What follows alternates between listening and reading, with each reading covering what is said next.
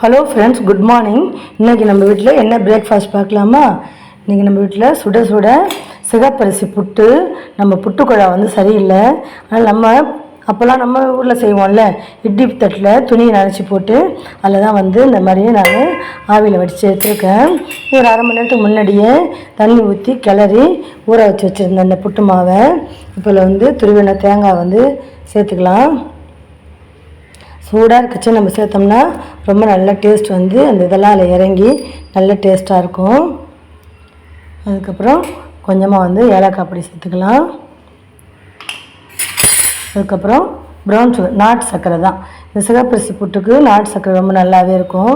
நான் வெள்ளை அரிசி புட்டாக இருந்தால் ஒயிட் சுகரும், சிகப்பரிசி புட்டாக இருந்தால் நாட்டு சர்க்கரையும் தான் போடுவேன். இப்போ சூடான புட்டு நமக்கு ரெடி ஆகிடுச்சு. இது எல்லாத்தையும் நல்லா மிக்ஸ் பண்ணிக்கலாம் சூடாக இருக்கும்போது. இப்போ தான் எடுத்து கொட்டினேன்.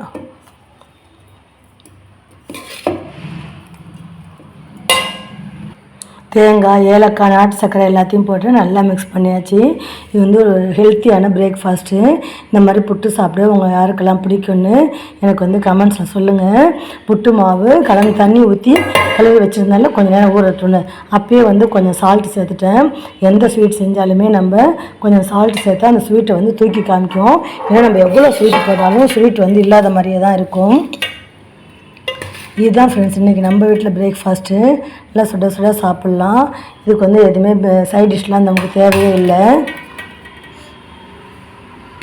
உங்கள் யாருக்கெல்லாம் இந்த மாதிரி புட்டு சாப்பிட பிடிக்கும்னு கமெண்ட்ஸில் சொல்லுங்கள். இந்த வீடியோ உங்களுக்கு பிடிச்சிருந்தா லைக் பண்ணுங்கள், ஷேர் பண்ணுங்கள், கமெண்ட்ஸ் பண்ணுங்கள்.